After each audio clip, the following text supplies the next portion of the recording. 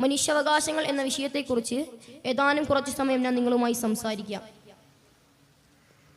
ലോകത്ത് തന്റെ അവകാശങ്ങളെക്കുറിച്ചും അവകാശ ലംഘനങ്ങളെക്കുറിച്ചും ചർച്ച ചെയ്യുകയും ആശങ്കപ്പെടുകയും ചെയ്യുന്ന ഒരേ ഒരു വിഭാഗം മനുഷ്യൻ മാത്രമാണ്.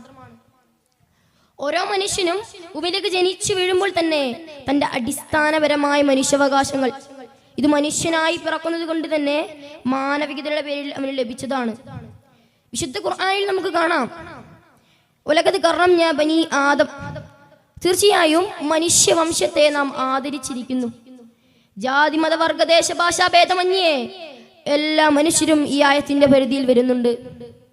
വിശാലമായ ഈ ഭൂമിയിൽ എല്ലാ മനുഷ്യർക്കും സുരക്ഷയോടെയും അഭിമാനത്തോടെയും ജീവിക്കാനുള്ള സ്വാതന്ത്ര്യമുണ്ട്. അതോടൊപ്പം തങ്ങളുടെ സ്വകാര്യതയും മതവിശ്വാസവും അഭിപ്രായ സ്വാതന്ത്ര്യം മാനിച്ചുള്ള ജീവിതത്തിനും ഈ ലോകത്ത് സ്വാതന്ത്ര്യമുണ്ട്.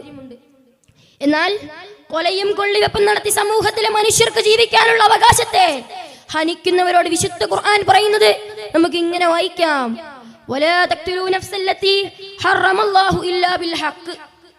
ഒരു ശരീരത്തെ പോലും അനർഹമായി നിങ്ങൾ വധിക്കരുതെന്നാണ് ഖുർആനിക അധ്യാപനം. ഇത് ലോകത്ത് തന്നെ ഏറ്റവും വലിയ മനുഷ്യാവകാശ പ്രഖ്യാപനം കൂടിയുമാണ്.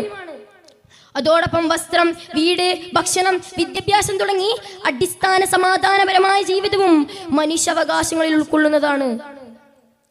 എല്ലാ വർഷവും ഡിസംബർ 10 നാം മനുഷ്യാവകാശ ദിനമായി ആചരിക്കാൻ തുടങ്ങിയിട്ട് വർഷങ്ങളേറെയായി.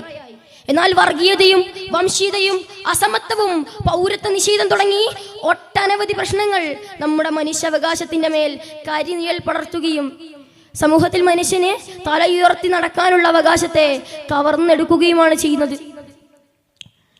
ഈ അവസരത്തിൽ അന്തർദേശീയ മനുഷ്യാവകാശങ്ങൾ നമ്മുടെ ഇന്ത്യ അടക്കമുള്ള അംഗരാജ്യങ്ങളിൽ നിലനിൽക്കുന്നുണ്ടോ എന്ന് നാം പരിശോധിക്കേണ്ടിയിരിക്കുന്നു. ഇന്ത്യയിൽ തന്നെ വിവിധ സംസ്ഥാനങ്ങളിൽ എത്രയെത്ര വീടുകളും ആരാധനാലയങ്ങളുമാണ് തകർത്ത് തരിപ്പണമാക്കിയത്. ഇനി അങ്ങകലെ ഫലസ്തീനിൽ എത്രയെത്ര പിഞ്ചോമനകളെയും സ്ത്രീകളെയും കുട്ടികളെയും അതോടൊപ്പം എത്രയെത്ര പച്ച മനുഷ്യരെയുമാണ് ഇസ്രായേൽ നരാധന്മാർ പട്ടിണിക്കിട്ടും കത്തിച്ച് ചാമ്പലാക്കി കൊന്നൊടുക്കിക്കൊണ്ടിരിക്കുന്നത്. അവകാശങ്ങൾ നഷ്ടപ്പെട്ടവരോട് ഐക്യദാർഢ്യം പുലർത്തുവാനും സാമൂഹിക നീതിയിലുള്ള നേരായ വിശ്വാസം ഊട്ടിയുറപ്പിക്കാനുമുള്ള അവസരങ്ങൾ നാം സൃഷ്ടിക്കേണ്ടതുണ്ട്. താലിബാനിലും ഇറാഖിലും അതിനുശേഷം അഫ്ഗാനിസ്ഥാനിലും നാം സമീപകാലത്ത് കണ്ടതും ഫലസ്തീനിൽ നാം കണ്ടുകൊണ്ടിരിക്കുന്നതും സാമ്രാജ്യത്വ രാജ്യങ്ങളുടെ ക്രൂരതകളുടെ നേർചിത്രങ്ങളാണ്. മനുഷ്യാവകാശ ലംഘനത്തിന്റെ ഈ വർത്തമാന കാലഘട്ടത്തിൽ 1400 വർഷങ്ങൾക്കപ്പുറം